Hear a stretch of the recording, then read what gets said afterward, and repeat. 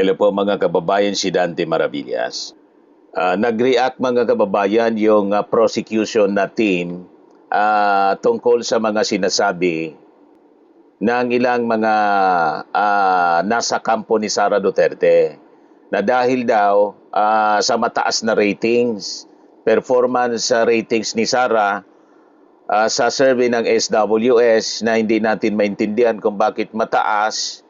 Kahit sa ibang mga survey firm, mataas yung performance ni Sara habang hindi man nagtatrabaho, wala man performance. At dahil dyan, mga kababayan, dapat daw na itigil na yung impeachment trial laban sa Vice Presidente. May ganon, mga kababayan.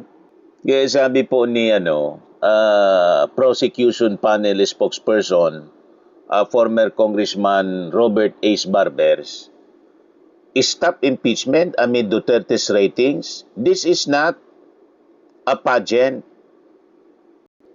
The argument that the impeachment proceedings should be stopped because Vice President Sara Duterte enjoys high satisfaction ratings is misplaced, as the pursuit of accountability is not a popularity contest or a beauty pageant. Sabi po ni Barbers. Correct. Unang-una, ito po mga kababayan ito pong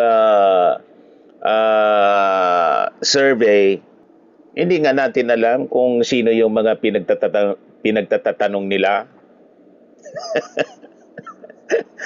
Kasi naman po mga kababayan, saan ka nakakita ng isang opisyal na hindi man nagtatrabaho by performance?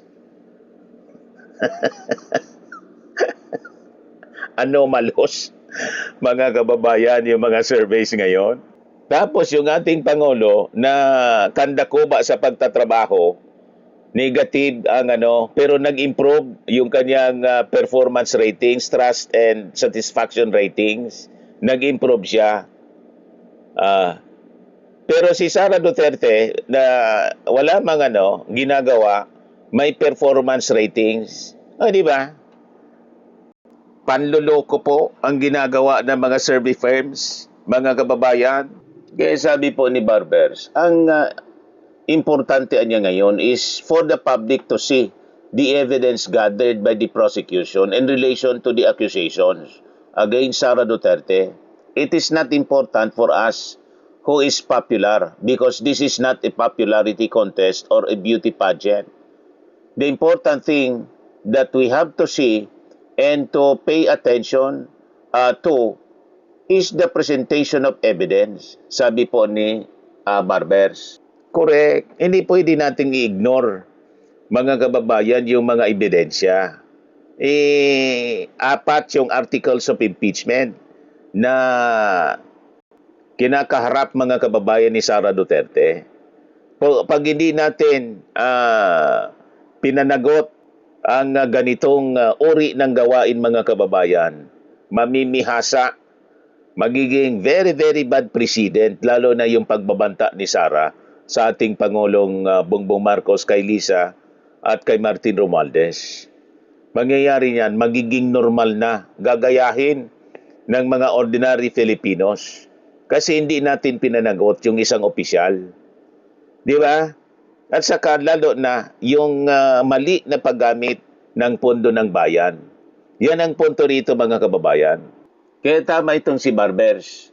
The people should be able to hear and understand the evidence in order for them to have their own conclusion or opinion regarding the impeachment discussion, sabi po niya.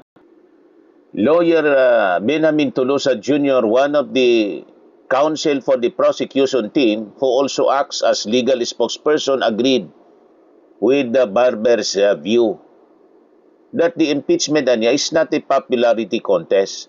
Tolosa noted that during the impeachment trial of former Supreme Court Chief Justice Renato Corona, a lot of people were also not supportive of the process.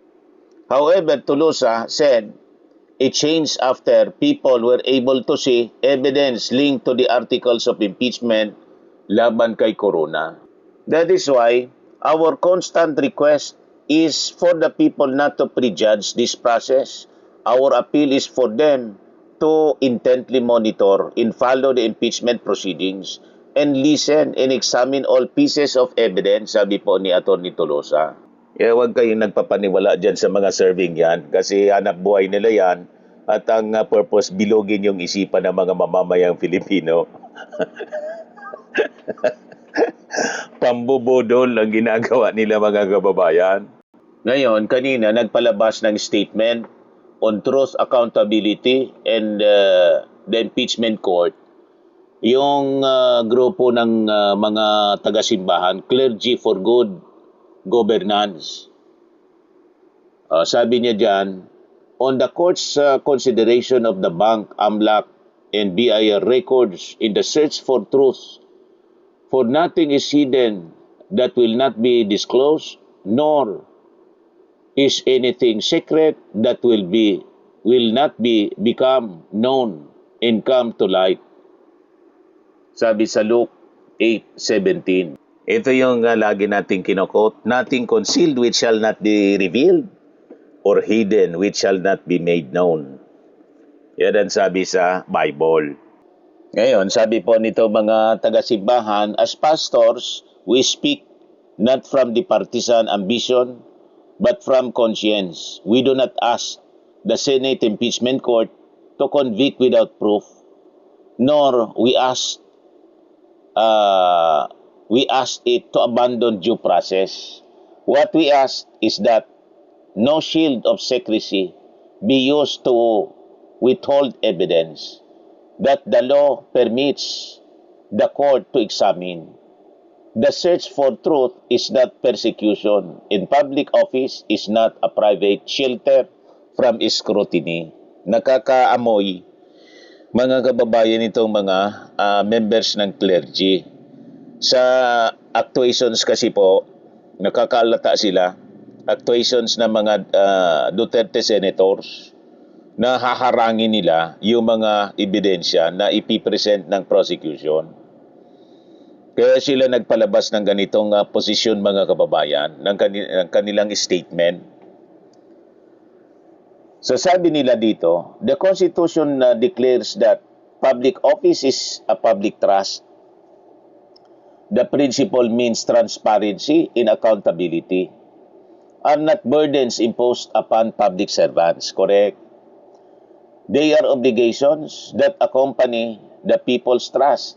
The court's consideration of Anti-Money Laundering Council reports, bank records, Bureau of Internal Revenue records, and other relevant financial documents is not a side issue. These records may hear directly on the court's search for the truth and its determination of whether the constitutional standard of public accountability has been met. If evidence is lawfully available and materially relevant, it should be heard and weighed fairly, not obscured by delay or political pressure. Correct? Kasi sabi nga natin, kung naniniwala sila, yung defense, kung naniniwala si Sara, wala siyang ginawang mali at walang nakaw na yaman, walang problema sa kanyang mga bank accounts, dapat welcome niya itong pagbusisi sa kanyang mga bank records, sa kanyang SALN, sa AMLAC. Di ba? Kasi sa pag-present nito, yung BIR documents, sa pag-present nito ay mapapawalang sala siya. Di ba? Kung wala siyang ginawang mali, mapapawalang sala siya kasi malinis. Pero kung punong-puno ng anomalya, siyempre kailangan niyang panagutan. Kaya pag kinontra ito nitong mga senator judges, arangin, mga kababayan, kitang-kita natin ang mga ginagawa nila. So ang ibig sabihin yan, alam nila, may instruction siguro. Alam nila na madidiin si Sara Duterte. So alam na natin na guilty si Sara pag ganyan. Di ba? Kung hindi siya guilty, dapat i-welcome niya ito. Philippine law recognizes that bank secrecy is not absolute. Republic Act number 1405 expressly permits inquiry into bank deposits in cases of impeachment, correct? Whether AMLAC records and other confidential financial documents may likewise be examined under applicable law, presents a legitimate legal question now before the court, one that should be resolved according to the Constitution, the law, and established jurisprudence. Sabi ng grupo, the impeachment trial of Chief Justice Renato Corona demonstrated that financial records may become material evidence in determining whether a public official has faithfully discharged the public trust. We therefore call upon the impeachment court to exercise its constitutional duty with wisdom and courage to hear relevant evidence fairly, to resolve legal questions faithfully, and to remember that no office holder is beyond the reach of the Constitution. Nakalata po yung grupo ng clergy kaya nagpalabas ng statement. Yung Clergy for Good Governance. Our prayer is simple, that truth be revealed, accountability be upheld, and justice be done without fear or favor. May every decision of the impeachment court strengthen rather than diminish the people's confidence in the rule of law. May those entrusted with this solemn responsibility remember that while they rendered judgment before the nation, they also serve under the gaze of God, to whom every public servant is ultimately accountable.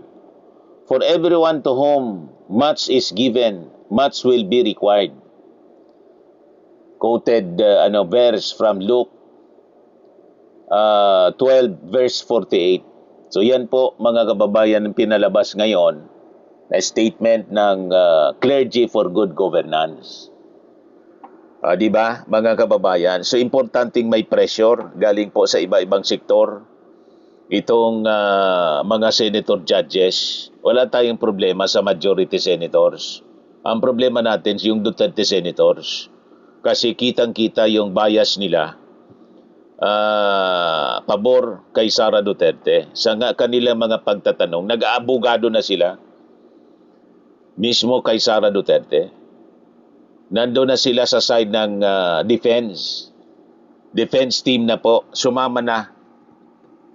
Kitang-kita mga kababayan sa kanilang mga pananalita. Alam na ninyo kung sino-sino. Di ba? Yan lang po mga kababayan yung mga additional issue ngayon, mga bagong-bagong mga balita. Ako po si Dante Maravillas. Bye-bye po. God bless.